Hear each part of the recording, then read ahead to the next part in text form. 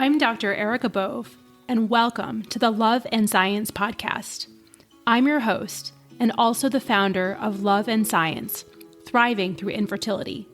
I'm so excited you're here today. With over a decade of experience helping thousands of women just like you, I empower professional women to build their families with confidence and compassion. Let's dive in. Hello, my loves, and welcome back to the Love and Science podcast. I am so excited about our guest today. Her name is Dr. Lara Salyer. She is a friend. She's a colleague. I met her at the Physician Coaching Summit.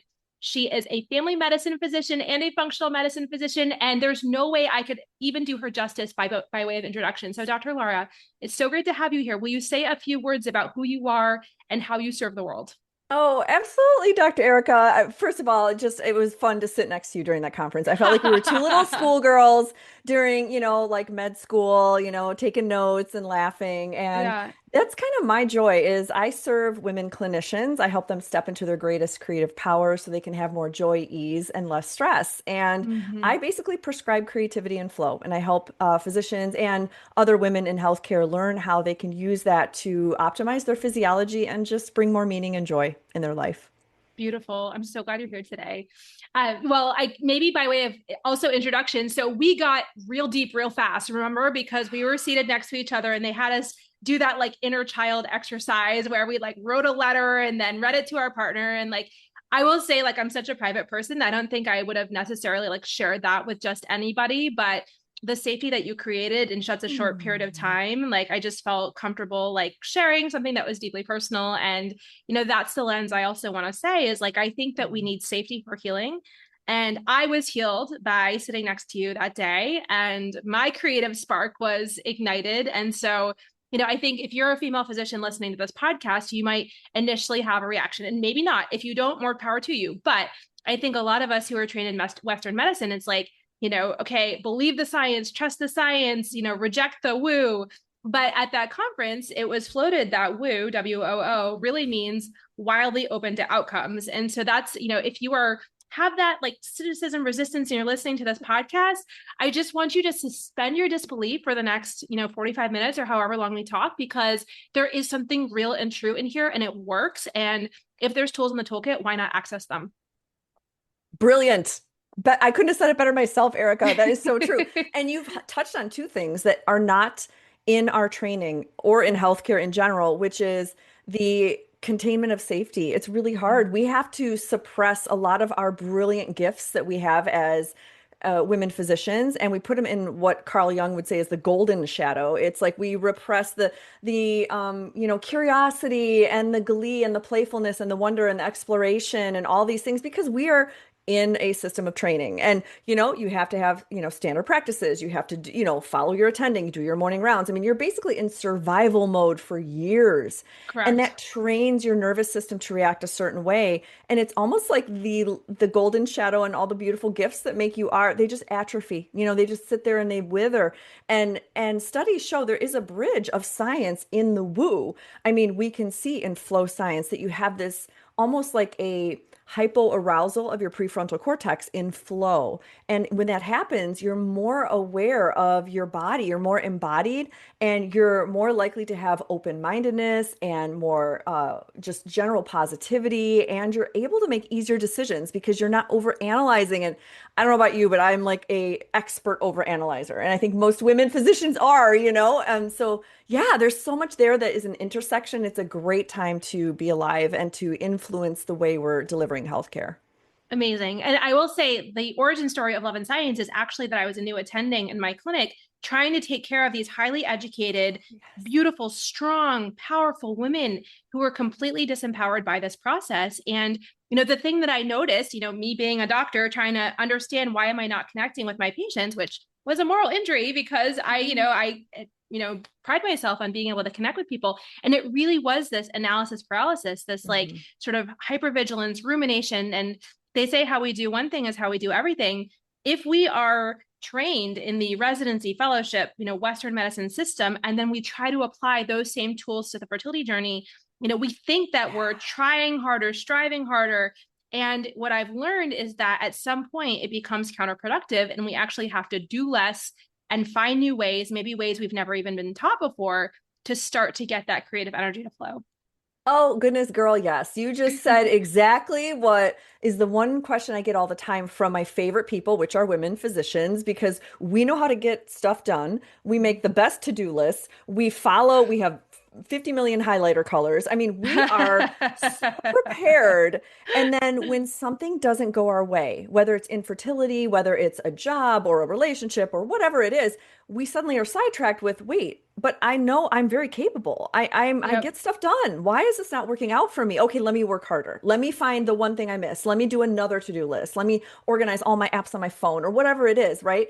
And the question I get asked all the time is, okay, tell me what to do to get into flow. Tell me what to do to be more creative. And I'm like, well, Sure. actually, it's a little bit of what to do less of.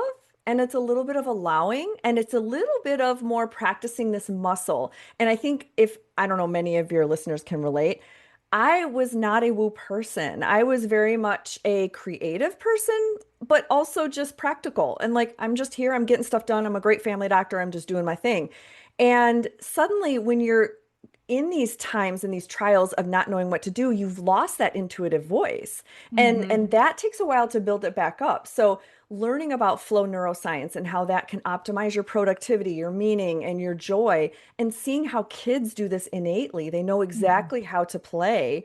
It's kind of like you said, almost a moral injury of, wait, but I thought I knew how to do this. Maybe I need to reintroduce this in my life. So we Yeah. talk with, practicing this muscle of play and wonder without purpose, like not having a project that's complete or a Instagram worthy art project. It's not about perfection or art or anything. It's just about doing something that helps you feel okay in your nervous system. Hmm. Now, I will say I'm curious about your journey and I want to get into how you discover this yourself. When if I were listening to this maybe like 10 years ago, I would have been like, there's no way. Like, and also that sounds scary. What do you mean I'm not going For to be sure. productive? And even some days myself still, it's still such a deeply ingrained habit, this overwork, overproductivity. Like, how do you help people to give themselves permission to say, okay, it is safe to play even for a half an hour. It is safe to put down my to-do list because that has become like a fortress of sorts of safety and control. Absolutely. Oh, you've hit that in the deep end. So sometimes it depends on the persons that I'm talking to, right? We all consume knowledge differently. Some of us love facts. We want to know the facts. So for those women that I'm working with, I'm like, here's the facts, right?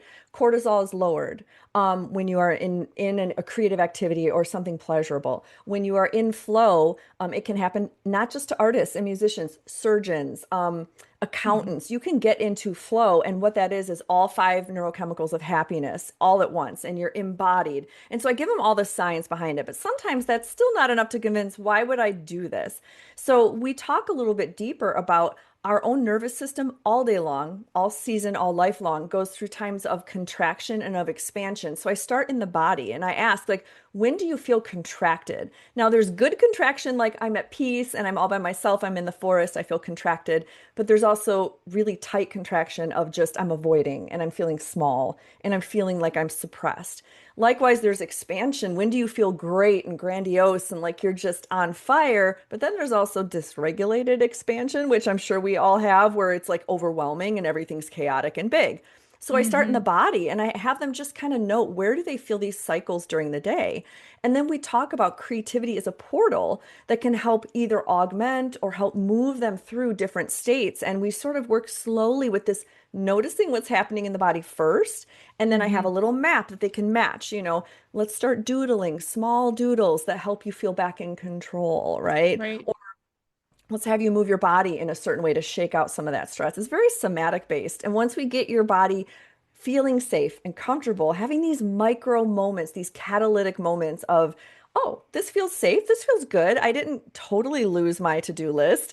And you start to question your identity. Who am I if I'm not productive? And that's the Mhm. thing, is we deserve to be here and have a beautiful life, not based on RVUs, you know? Can you say that one more time? What you just said, we deserve to be here and have a beautiful life, right? Like Yep. that, I think so many of us have forgotten that. And I will tell you, we all have limiting beliefs. That's one of the beautiful things about coaching is we can shine a light on those things. And one of mine, and I'll be vulnerable here, is like the fun, like other people have the fun. Like I'm here to serve the Yeah. people and the fun is for other people. And I think I lived my 20s, my 30s, maybe I got divorced in my mid 30s. And so I think that was like an awakening of sorts for me to start questioning a lot of what I had learned. But I truly believed that fun was meant for other people. And like when I say that out loud myself, I'm like, oh, that, like, how did I even, but it was like that, frog in a Oh boiling yeah, pot it's of water. pre-programmed. Yeah. Yeah. And so now Mhm. now my mantra is like, I bring the fun and I do. I'm like a super fun person. And it was always there. It was just so buried under all these layers of obligation and,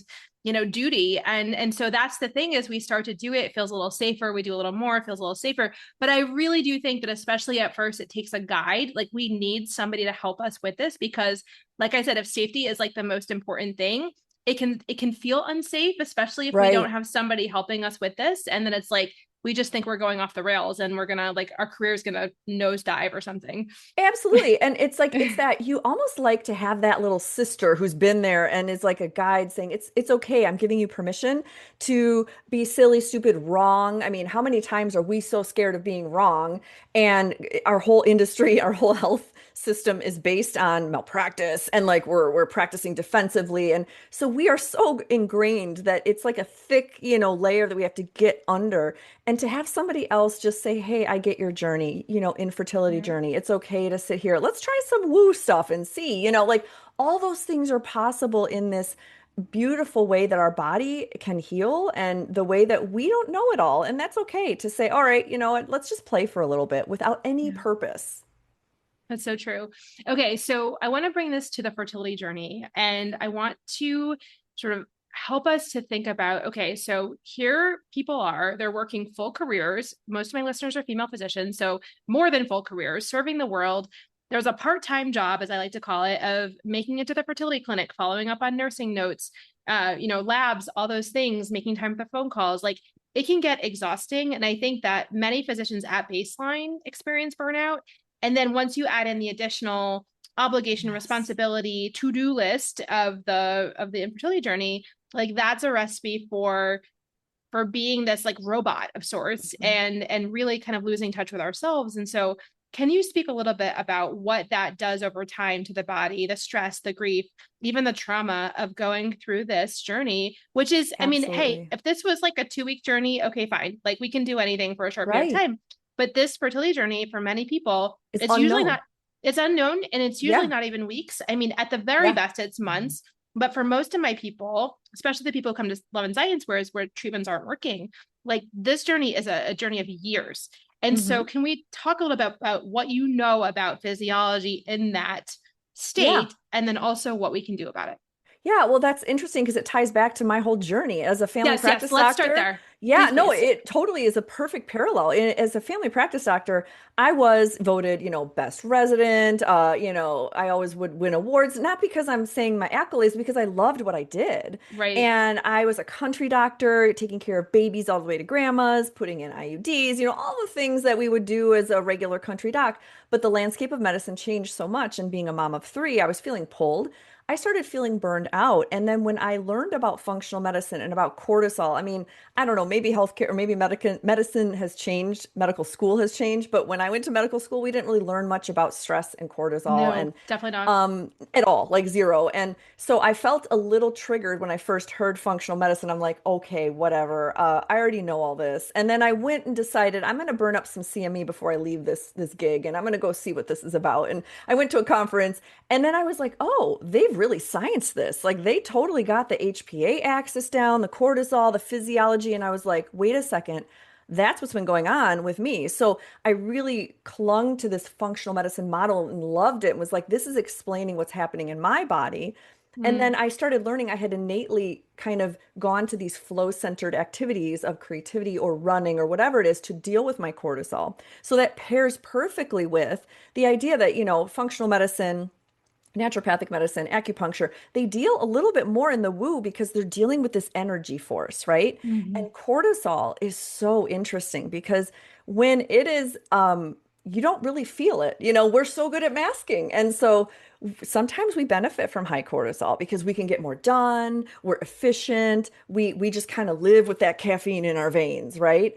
And that can be our biggest saboteur. And so this is why learning how to mitigate and not just lower cortisol, but just ebb and flow with that expansion and contraction and get to know your body through all that.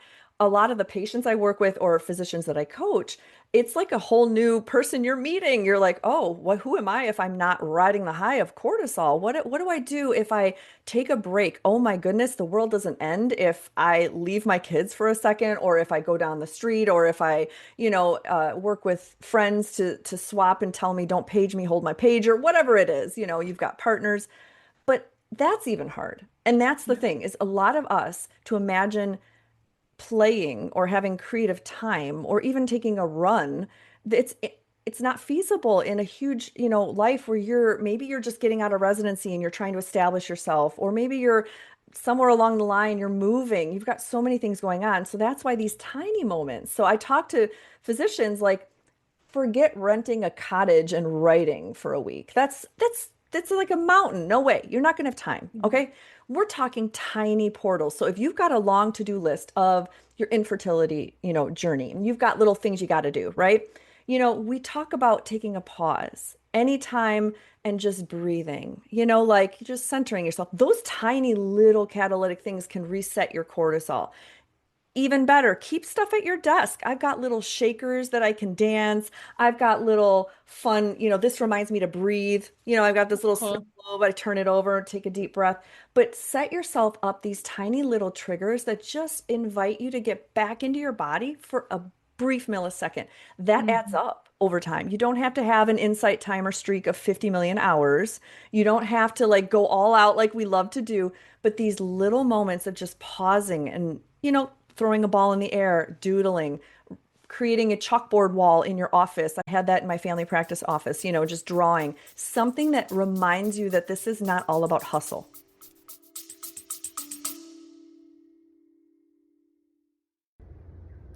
Hello, my loves. I am so excited to share this news with you. If you are a female physician navigating the fertility journey and you want a structured, evidence-based plan, I have created a free resource for you. It's called the Physician Fertility Roadmap. I have created a guide to help you optimize your chances of pregnancy and a successful outcome over the next 6 to 12 months. Check out the link in the show notes. Love you. Bye. Yes, it's so true. And I think that idea of like going to a cottage and writing for a week, I mean, that's lovely. But the problem is then when you return, you're faced with your real life. And if you don't have any Yes. strategies for the sustainability, then you're just going to be like, and this is why I hate my job. And this is why I hate my life. And it's all blowing up in flames. And so I think that that is the point. Sure, we can do those sort of milestone things every so often. Those are lovely. But like, how can I in my day-to-day access that joy? Because I think there's this sort of I have to stay hypervigilant. I have to stay this. I'm a warrior. That term fertility warrior. I love it and I hate it because it's like so layered.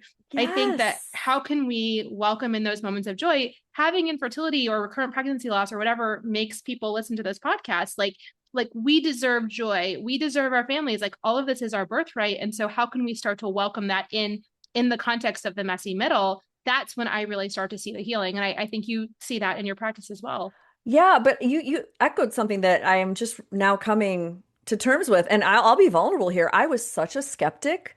I'm a reformed skeptic of retreats. I hated Mm. that word. I mean, I was like, who has time for a week in the mountains? Who has time to take away from their practice? Like, and then you come home and you've still got your ICD-10 coder calling you saying you need to add a modifier. You still got like, okay, your tetanus rate is not up to what we'd like. Your patients need to get all their mammograms. And I was just like really skeptical and bitter and resentful for people going on retreats until I started doing this work. And then I realized, okay, retreats are powerful. You and I went to one. They're very transformational. They give you this incubation period of learning things that you can take back. But here's the thing, many, don't have the integration afterwards, right? Like Mhm. you do, you lose those skills unless you learn these tiny moments where you're like, okay, how can I put this in my daily life?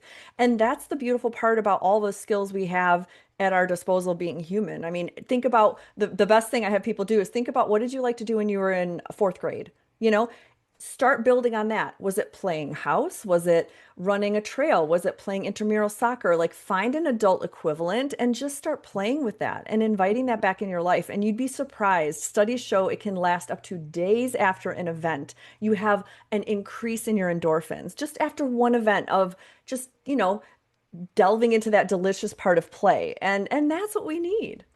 That's so true. And I also love to find like a picture. For me, Lara, I was like fully gone by fourth grade. So I have to back up.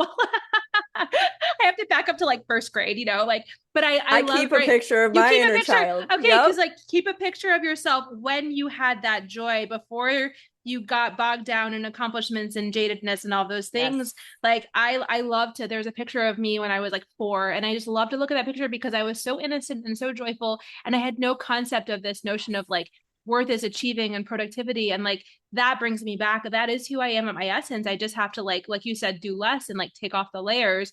And it is that mindfulness. It is that play that helps me get back to that. Yeah. Beautiful. Yeah. Beautiful. Yeah. Yeah. And so I think, what you do in your practice and what we do at Love and Science, I think there's a lot of parallels. And, people come to me when their treatments aren't working. Mm-hmm. And, maybe most people who come to me are actually even doing in vitro fertilization, which is like the most involved, the most aggressive fertility treatment. And I'm an REI too. Like we say, okay, by 3 euploid transfers, you should have a 95% chance of getting pregnant, staying pregnant. And when people find me, they're like, I'm in the 5%, Erica. Like I've done everything right all my life. And I exercise, I eat well, I sleep, I do all these things. Like, and my REI is like shaking their head. They don't know why it's not working, but like, can you help me figure out what this is? Because they're talking about a donor egg, they're talking about a gestational carrier, but everything on paper looks like this should be working and it's not. And I will tell you, the missing variable is often stress. And it's one of those things. This is not to say, okay, blame, we are all doing our very best. But like you said earlier, like the good news is that there are things that we can do that will help with nervous system regulation, that will help with that sort of allowing in the possibility that this can happen. And I cannot wait till we have like better RCTs. There's some emerging data about, an app and nervous system regulation and better egg quality and better uterine receptivity. I have seen this since, let's see, 2017, 2018, when I started to think about doing Love and Science, when I started experimenting with these tools in my clinical practice, which again is a challenge because we're not given the time that we need to do that, right? That's its own issue. But when I employ these tools specifically in people with infertility and recurrent loss, they're like pregnant with their next transfer, or they're like, and again, it's like, once we can reduce that barrier, once we can take down that wall, that, and if we're thinking conceiving is receiving, I think about it, like we have all these tests that tout uterine receptivity and all these things. Like, what if we could physiologically be receptive? And the vehicle for that was like true stress reduction, not just like take a hot bath or this or that, but like truly like, this is how we feel feelings. This is how we come together in community. This is how we take out that backpack of stress and like actually be in our bodies. Nobody ever taught us how to do that. But then the good news is that most people, 90%, last time I ran my numbers, 90% of people who have told, listen, there's a good chance this might not happen for you, but we don't know why. Once we can work with the nervous system, that's when we see the transformations. And it's beautiful, but it's also scientific. We have to remember. Oh my gosh. Yeah. Yeah. Yeah. And like you say that so eloquently, but I think we underestimate the power of simple ways to regulate our nervous system and how that impacts a ripple effect of our physiology and it lowers inflammation. And then we overestimate our ability to do that. And we also undervalue things that if they're free, well, then why would I go to a doctor and learn that? I could just sleep better. I could hike. I could draw. I don't need to pay somebody to tell me what to do. And this is the thing is we are all so groomed in our collective trauma, in our multi-generational trauma that has caused epigenetic changes in our bodies that you do need a guide to be able to say, let's look at this and let's see, how you can feel improved, because you're echoing my experience in functional medicine. So back in 2016, when I left family practice and went to functional medicine, oh my gosh, I was so overjoyed. I'm playing in this scene of biochemistry and helping people learn exactly what vitamins work with their genetics or what food plan would help with their lower inflammation. But I found an interesting thing over 10 years that I would still have a segment of patients that just couldn't get better. And I'm like, gosh. So I started diving into more trauma work, more nervous system regulation, vagal nerve stimulation, all those things. And once they were able to receive and able to let go and let the armor down and process their trauma in whatever way worked for them. Sometimes it's Mhm. talk therapy, sometimes it's somatic therapy, sometimes it's, other modalities. Then suddenly they're better. Like they didn't need the supplements that I gave them. Their gut microbiome balance. They were able to achieve amazing things. And it sounds like kind of magical. And I think it kind of is because our bodies are magic. They really are. Mhm. We're just a bunch of magical chemicals mixed in water. And we're a meat suit, walking around on a skeleton stick. So like we're all stardust. And so it's really cool to see. And in my 10 years, it echoes what you're seeing is that, sometimes we do have to just say, okay, what can my body do for me? How can I allow this? How can I take the pressure off of the doing? And we just be and see if that can help create some magic. Yes, which again, I will echo is incredibly scary if you've not ever done that Hmm. before. And Super scary. really, I mean, it's like kind of learning to walk again, Yep. it's like super, but when you have the right person, when you have that trust and that Yes. connection, then it's a safe space. And then, you can start to take those baby steps to embodiment and in all this. And, Yes. I will say like this whole, we all took human structure and function, anatomy, physiology, all those things, like we can use that to our advantage. We just aren't thinking in the right ways yet, right? And thinking about trauma, let's talk about it. Like, in the trauma literature, there's the big T traumas and little T traumas. Mhm. And maybe you have had a big T trauma in your life. And if you have, my heart goes out to you because nobody deserves that, right? Again, it's what we do with it, not the event itself, that really makes the difference. But there's also these little T traumas as well that we don't really talk about. So maybe, when I was first getting into coaching, I made a list of like all my abandonment wounds. I had no idea there were so many, but like I wrote them down. And then when something would happen in real life, I'd be like, oh, that's just triggering my abandonment wound. Like, so again, starting to make those connections, starting to defuse from our experience a little bit, get that perspective Mhm. on it. I think that's really useful. But Beautiful. let's talk about trauma with a little T too. So, Mhm. we have the culture of medicine, we have our training. Who goes through medical training without some trauma? Mhm. Mostly little It's T, but sometimes, guaranteed. I would think that like that's what we should see in our med school loans is yeah, like yeah, you are signing up for voluntary trauma because that's what right. it is. That's what it is. And then, there's this sort of fallacy that, oh, don't worry, once you get out of your training, then like you're going to get that attending paycheck and life is going to be better. But it is actually, there's a lot of trauma associated with being a doctor in this world today. Like you said, the medical legal piece of things, make sure Mhm. you document, don't make a mistake, don't have a complication, like all those things that add up over time. So even being a new attending is sometimes even scarier than being, a trainee because nobody's looking over your shoulder. And so there's that sort of hypervigilance as well. Yeah. And not to mention, it's the patriarchy. I mean, I'm just going to call it out that, Yeah. as a woman physician, all of us here listening probably can at least think of a dozen times. I can think alone where I worked with a male partner and the nurses would come in my office because I was safe and they would cry to me how he was throwing charts or, goodness, go into the world of surgery and you see it, and the patriarchy rewards the highest RVUs. So what they're doing is slanting it in the favor of, well, the more you produce, the more you get respect. And so, Right. he would get all the, funding to get more computer screens so he could have, and the one who wants to say, hey, I want a sabbatical, I'm having my third child or whatever is going on. I have to leave the office for, infertility treatments. Like there is such an interesting non-collective support where, you're supposed to be just one of the guys and Mhm. the unfair societal burdens that are put on a woman's shoulders, just Yeah. alone, Oh just yeah. being Oh yeah. socially raised as a woman, that you should be more nurturing and you can hold more space and you automatically are somebody that patients feel comfortable telling their deepest, darkest things to, which I take with honor, but that takes time. And so then Right. we're all hustling and, where studies keep showing that we don't make as much as our male counterparts, even though we're Yeah. working the same. That Yeah. makes so much sense. And thank you for Mhm. calling that explicitly.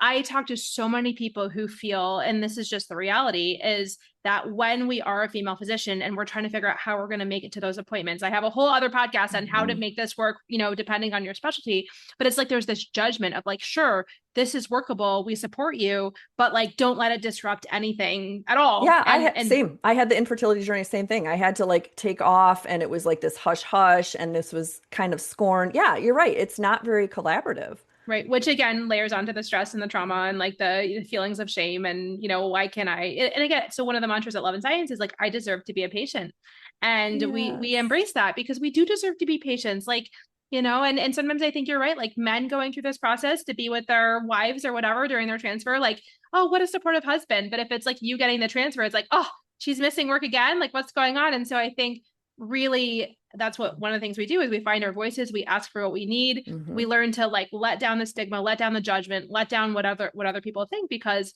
if we are really going to prioritize this, we have to say, okay, this culture is broken, and this is a defined period of our lives, and we have to do everything possible to take care of ourselves during this time. Brilliant. Yes, I think the whole culture of medicine has to shift. And that's another part of the work I'm doing, is working in organizations as like a trauma-informed lens of strategy, that, no more of this, like, praising people for hyper productivity and not, and ignoring the personal side of what happens in our lives, and just allowing us to have that safety to come to work and, okay, owning that maybe we had a bad morning or we're struggling with something, but having a place where we can respect each other as humans, because getting this healing work and expecting yourself to pour the healing work into your patients and not receive anything for you is just a recipe for disaster. And I Correct. love your mantra of you deserve to be a patient. You deserve to just exist without producing something at the end of your breath. You can just take that breath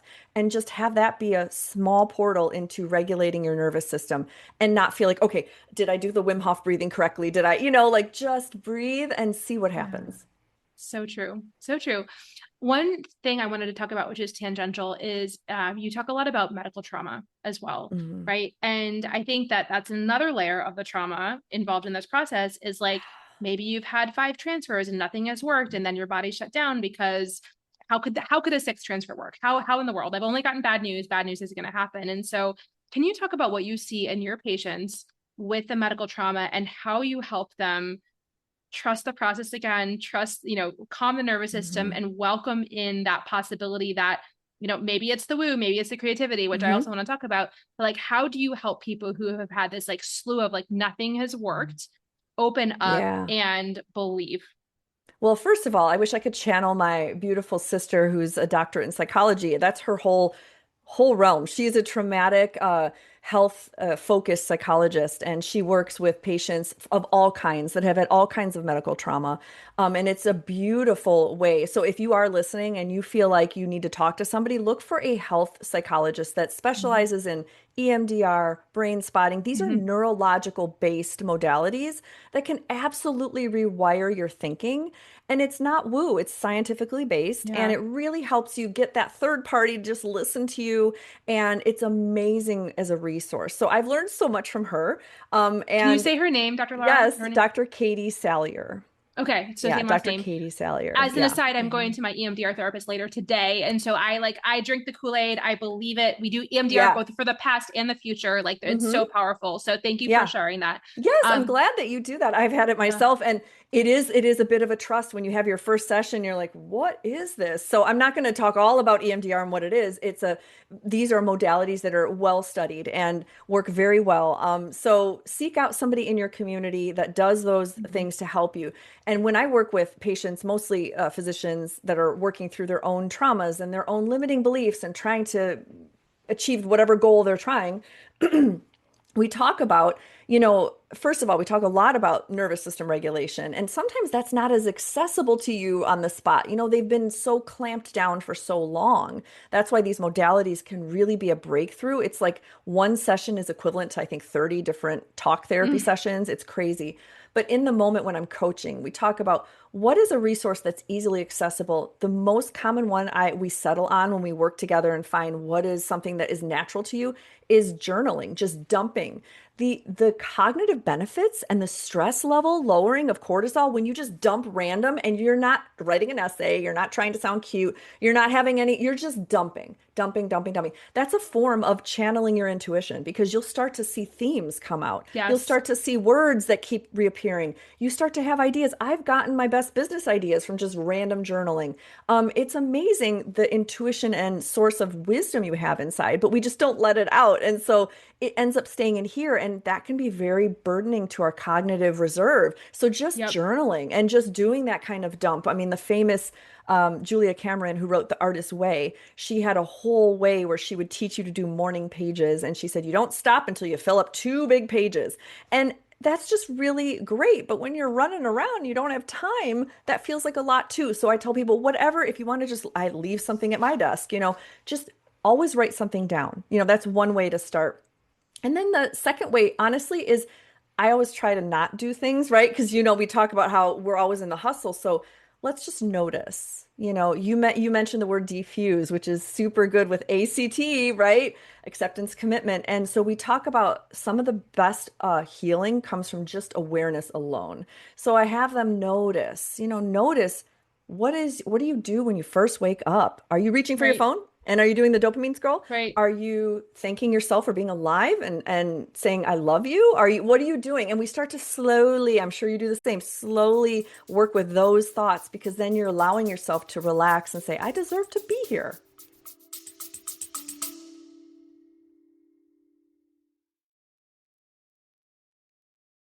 If you're listening right now and finding yourself nodding along, this is usually the moment people realize that they want support that's specific to them. In addition to this podcast, I offer one-on-one fertility consults where we look at your full picture with both strategy and compassion. You can learn more in the show notes. Now, let's get back to the conversation.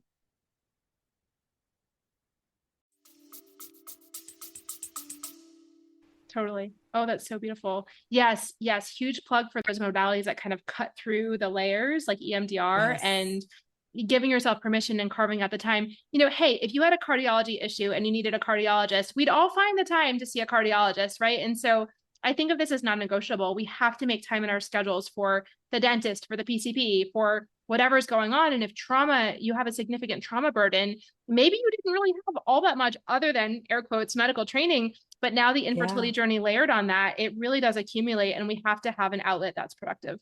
Well, and I need to interject because you just reminded me what the point I tried to make and forgot because I went on a tangent, because that's what we do. So in functional medicine, we also see a lot of chronically traumatized patients in the medical system, because the medical system alone is pretty minimizing and, invalidating. So they'll come to us with all these symptoms and they're thinking, well, this is not going to work, but I'm going to give it a try. And like already their physiology is anticipating it's not going to work, right? And that's a massive thing. So sometimes it's really hard to say, okay, let's just say, what if? Let's try, and that's why these modalities can sometimes be like a little jump start. It depends on how deeply rooted that trauma is. And sometimes it's a really great exercise to go to these modalities because it gets you kind of catapulted ahead and gets the brain from not priming itself to do more of this. It's just disappointing. It's traumatic to have disappointment, and working with that grief is very complex. So it's very complex. Yeah. Just had to put a shout that's a great little fast pass to get a little ahead. Yes. And I will say, I'm an REI, like fertility care, especially in this country, is very broken. And there are so many good fertility doctors like myself, like other people, and to work in a system that does not allow us to provide care the way that we want to. Private equity has taken over so much. There's all these expectations. There's even metrics of how many people convert to IVF. Like, from the perspective of fertility doctor, I think there is a mismatch, especially for highly educated women who have high level questions, who are getting their answers from people who maybe can't answer their high level questions. They're dealing with portals. They rarely get to talk to their REI. And I think that's one thing that I try to bridge is like, okay, let's talk about the science. Let's talk about your plan. Let's see if there's anything that can be added or taken away. Like, why does this? So bringing back confidence in people's system, I think, is really important. And then also like letting the rest go. And so I have a whole talk on balancing trust and advocacy. I have a whole panel at the AMWA Fertility Summit coming up soon about balancing trust and advocacy, because I think especially for female physicians, with the trauma of the broken system, with the treatments not working, with the broken clinic infrastructure, again, there are some truly excellent clinics, mostly women owned, mostly, people who are doing this in their own way.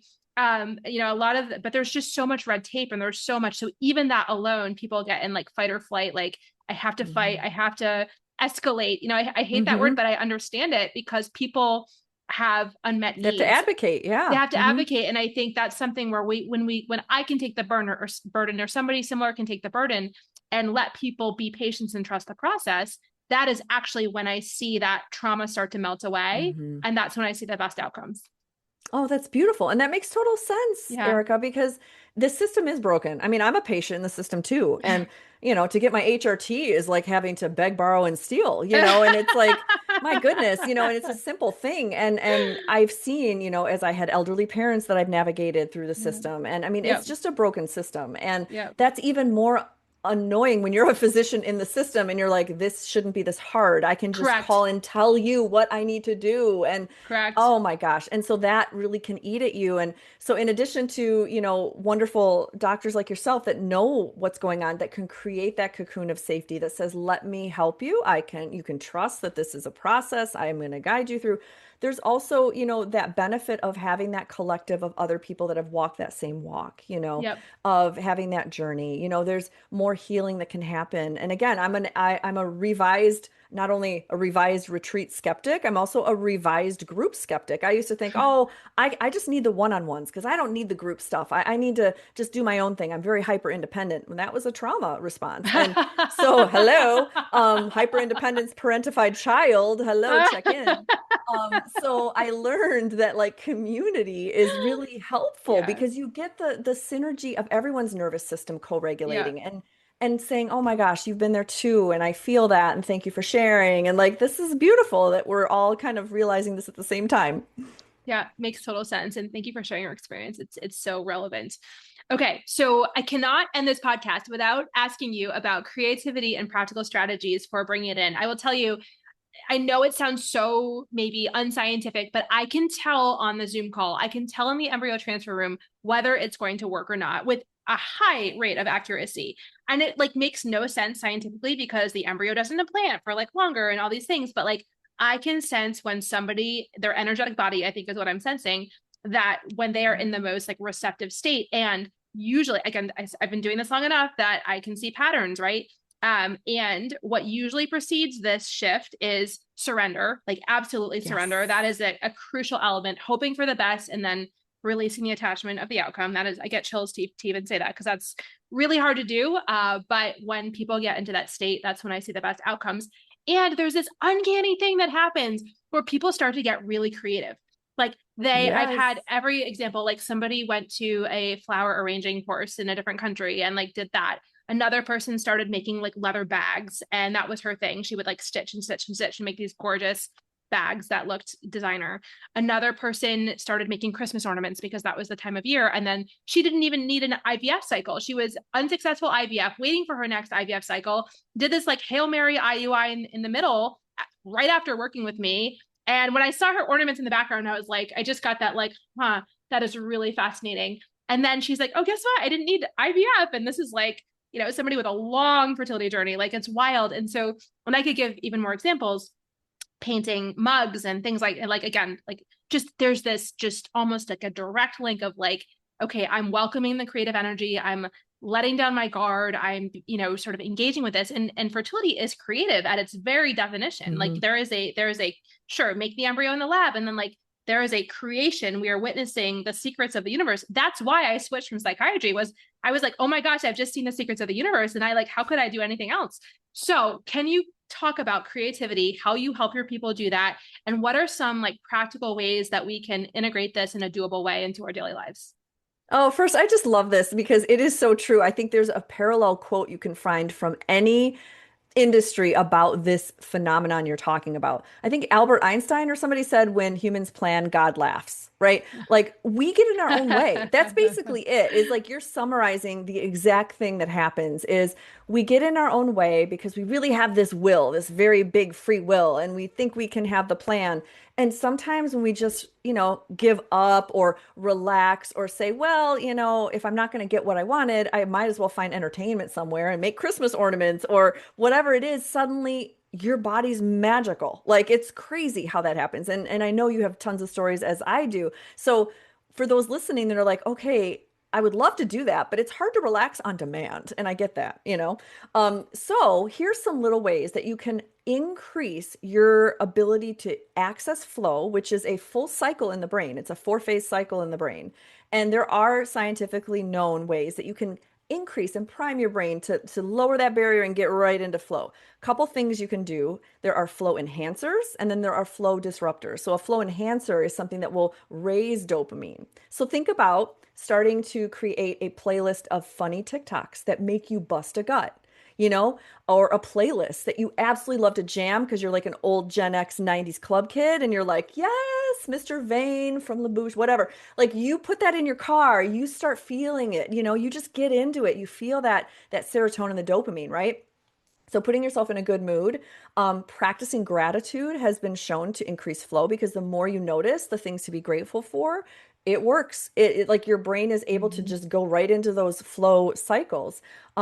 Nature, you know, looking outside, you know, getting out, literally touching grass, as the kids say, you know, just being immersed. All these things are free. You know, these are things that, you know, calling a friend that you know always helps you, you know, in obviously with hopefully that you help them as well. But like calling somebody that you know is just somebody dear to you that gives you that community, that gives you that strength. So those are flow enhancers.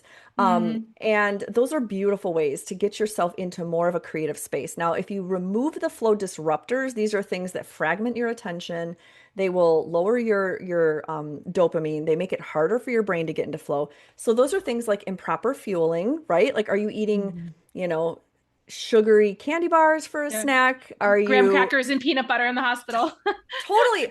I was a sticky bun person. I'm like, oh, I'm up on call. I'm just going to grab a sticky honey bun, you know, like all those things that do this to your cortisol, right? Up and Yeah. down, up and down. You know, flow disruptor is you know, misaligned values. Are you working in an institution that is just like going a different way and you're like, I don't really belong here anymore, or relationships or whatever, you know, that are just the values have diverged. Yep. Flow disruptors are things that fragment your attention. I learned this in my study training at the Flow Research Collective that every time you move your attention to something else, whether it's a tab on your desktop, your Apple Watch pinged, your phone pinged, you lose the equivalent of one IQ point every Right. time.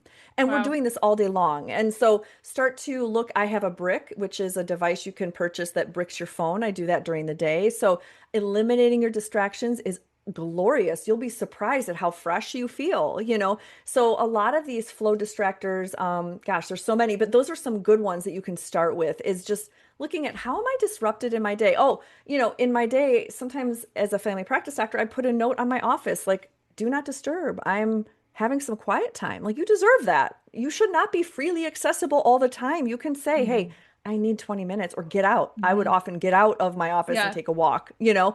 So be unreachable and Yes. practice And that. one thing that really worked for me when I was in this crazy busy private practice was I would tell the nurses, I will come to your office at the same time every single day for 30 minutes, save up your questions, because I was drowning in 100 to 200 emails literally a day. Yeah. And I would log back on, and the expectation of my clinic was to, and I thought, okay, no, there's got to be a better way. And so that Good was for my way of you. saying like being unreachable, but then also having a Yes. contained reachability so that Yes. the nurses got what they needed, and I got what I needed, and it was like a much better situation Yeah. overall. That's a beautiful start because we've gotten this scope creep where everybody expects to be reachable 24/7 by text or messaging or social media. And like we can go back to the old way where you have to put a folded note in someone's locker. Like wait until I come to you. You know, I love that you did that. So these Yeah. are just some really cursory ways to just practice this discernment of am I on or am I off? Like what does my body need? Do I need to go outside? You know, just it's really a dialogue, a dance with your own body that a lot of us have ignored and suppressed because we wanted to get our careers going. So now's the Yes. time to dance. Yes. And I will say for me, I'm like a structure person. Sometimes it's really nice. Like I do have white noise on my calendar because I just have to do that for my, otherwise I'll work until like I go to bed. And so I have blocks of time that are like unproductive time, which sounds so silly, but that's like one way that I do it. Also, you know, I had a therapist one time who was like, Erica, this is your year to say yes to things that stretch you a little bit. So whether it's like a paint and pour in my community, or whether it's like something that's just a little different that I see on the events calendar Yes. that I might go to, just gets me a little out of my comfort zone. Maybe I go to yoga class, but this time I decide to do it outside instead, you know, and maybe I might try it and be like, I'm never doing that again. But at least it kind of gets me out of my routines. And that's, I think, Yes. starts to like start the shift of like, okay, I can do things a different way. You just hit another flow enhancer, which is novelty, and that's another flow enhancer. So doing something new, different. having that beginner's mind is a really humbling but beautiful experience, because guess what happens when you have beginner's mind? You're not expected to know anything. And how much do we, or we have to, we're expected to know and plan and know exactly what to do. And when you put yourself specifically in a new thing, you're like, well, I'm just Yeah. a beginner, and it's so Right. freeing. It is so freeing. Oh my gosh. Yeah. We could talk for hours. Dr. Lara, it's so wonderful to have these conversations with you and just to like understand how much you know in your being and how much experience you have in this way, that these tools are going to help the people listening to this podcast. And that just warms my heart so much. Well, thank you for having me. Yeah. Is there anything else you'd like to share with the audience? Obviously, tell people where they can find you. Yes. Well, And anything else which deserves to be said. I have a free Catalyst Energetics map. So for that nervous system we talked about earlier, I'll give you the link, Erica, after this. I don't think I gave it to you yet. So I'll give it to you, and it's a free download. It's a workbook it's a part of a workbook that I use for big retreats. So you're welcome to look at it and see what helps you. And then check out my book, Right Brain Rescue. It's my memoir, and it's kind of fun to read about my journey. And otherwise, just connect with me on social media, Dr. Lara Salyer. I would love to hear from you, and keep coloring outside those lines. Absolutely. Okay, my loves, until the next time, you know how much I love you. Bye.